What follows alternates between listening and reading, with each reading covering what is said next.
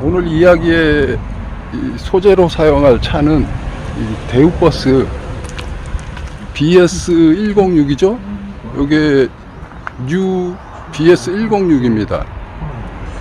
이거는 2020년식으로 제가 알고 있는데, 그래서 2020년식도 그다지 크게 다르지 않습니다.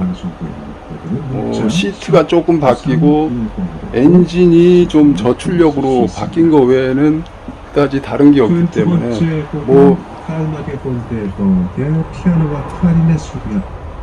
제가 오늘 말씀드리는 사항은 이 차량이 악셀과 클러치에 의해서 동력을 전달하는 이 메커니즘이 바뀌지 않는 이상은 동일합니다.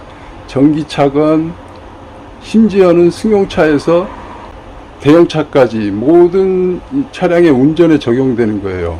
그래서 모두 적용할 수 있는 사항을 오늘 좀 말씀을 드려볼까 합니다.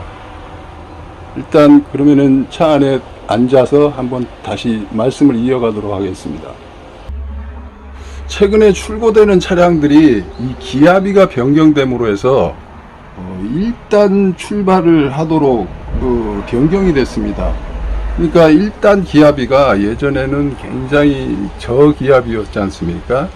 그래서 이 평지에서 1단으로 출발하기가 상당히 힘들었습니다. 아주 고각의 고바이에서만 썼는데, 이제 그 기압비가 요 1단이 그러니까 결국에는 구형차들의 1단과 2단 사이의 기압비를 갖게 됨으로 해서 2단 출발이 좀 무리가 생긴 거예요. 그래서 이제는 1단 출발이 기본으로 돼 있는데, 그 1단 출발에 굉장히 어려움을 겪는 분들이 있어요. 그래서 오늘 어떻게 하면 부드럽게 출발하고 어떻게 하면 부드럽게 정차를 해낼 수 있는지 그거에 대해서 좀 말씀을 드려볼까 합니다. 보통은 악셀 페달을 습관적으로 이런 식으로 밟게 됩니다. 제 뒤꿈치를 보십시오. 발판의 어느 중간쯤에 해가지고 요 클러치의 한 중간쯤을 조작하게 됩니다. 근데 이렇게 하면은요, 한 1cm를 눌렀다고 생각을 해보면은 1cm를 눌렀으면은 여기를 밟는 게 많이 내려갈까요? 아니면 여기 끝을 밟을 때 많이 내려갈까요? 당연히 여기를 밟았을 때 이 지렛대 효과 때문에 더 많은 작동이 이루어지게 됩니다. 그러니까 이렇게 되면은 정밀한 악셀 조절이 힘들어져요. 그래서 이런 식으로 밟는 게 이 조작의 여유가 많아짐으로 해서 정밀한 조작이 가능해지는 겁니다. 이렇게 밟았을 때는 출력이 모자라네 그러면서 깜짝 놀라가지고 살짝만 해도 많은 조작이 이루어지기 때문에 울컥하게 되는 거죠. 그러니까 보통은 요 클러치에 이 조절을 미숙해서 차가 울컥거린다고 착각을 하는데요, 그렇지가 않습니다. 승용차도 보면은, 특히나 전기차, 제가 테슬라 모델 3를 타고 있는데요, 그거 같은 경우는 이 엔진차처럼 전달되는 그런 메커니즘이 없기 때문에 그냥 이 악셀에 의해서 전압의 조절만 해주면은 그 신호가 그냥 전기 신호로 해서 그대로 반응을 하게 됩니다, 즉각적으로. 근데 엔진차들 같은 경우는 여기서 연료 분사를 해주고 산소를 얼마나 열어주고 그래가지고 엔진에서 폭발이 이루어져 가지고 엔진의 회전수가 어느 정도 도달해야 그 힘이 실제로 이 구동계에 전달이 되지 않습니까? 그래서 실제로 이 클러치 조작으로 울컥하는 경우는 그렇게 많지 않다는 거죠. 그러니까 클러치 조작보다는 악셀의 조작이 부드러운 운전에 더 큰 영향을 미친다는 거죠. 오토차들도 보십시오. 그냥 확 밟으면 모가지가 젖혀질 정도로 훅 하지 않습니까? 그 차는 오토 미션이잖아요. 미션 자체가 조절을 안 하는 건데 또 그런 현상이 생기는 겁니다. 그래서 실제적으로 악셀이 이 부드러운 운전의 관건이에요. 얼마나 정밀한 조작을 할 수 있는지에 따라서.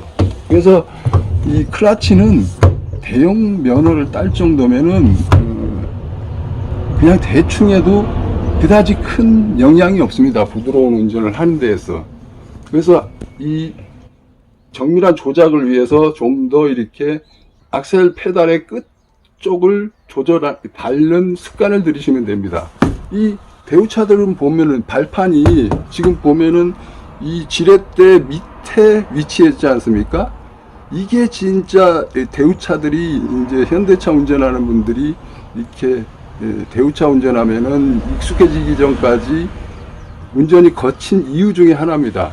현대차 같은 경우는 발판이 한 요 정도 올라와 있어요.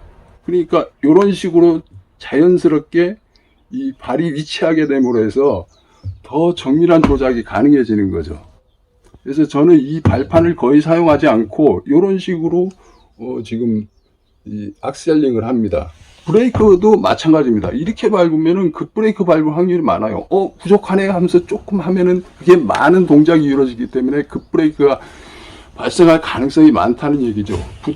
브레이크도 여기서 해야 정밀한 브레이크가 가능해서 부드러운 정차가 가능해지는 거예요. 그리고 요새는 리타더라고 해서 배기 브레이크 개념인데 이게 아주 잘 나왔습니다. 그래서 이 대우차 같은 경우는 브레이크가 좀 안 좋아요. 브레이크만으로 제동을 하게 되면은 차가 이렇게 꽂히는 느낌이 있습니다. 아시다시피 자석 버스에서는 그거 굉장히 위험하지 않습니까? 특히나 정류장에 인근에 와가지고 그런 브레이킹을 하면은 손님들이 내리려고 나오시다가 넘어질 확률이 많아요. 그때 요 리타더가 아주 유용하게 쓰입니다. 그러니까 저 같은 경우는 한 3, 4단으로 미리 부드럽게 감속하면서 브레이크를 같이 써주면은 꽂힘 없이 아주 부드럽게 정차를 할 수가 있습니다. 그러니까 고속주행에도 브레이크를 쓸 일이 거의 없어지는 거죠. 이거 같은 경우는 정차할 때도 마찬가지고. 그래서 여러모로 좋습니다. 뭐 정류장에 들어갈 때 쓰면은 아무래도 이 브레이크 분진이 덜 날리니까 기다리는 승객들의 건강도 챙겨드릴 수도 있고 안전운전에도 상당히 도움이 되고 부드러운 운전도 가능해지고 아주 좋은 시스템이 여기 들어가 있습니다.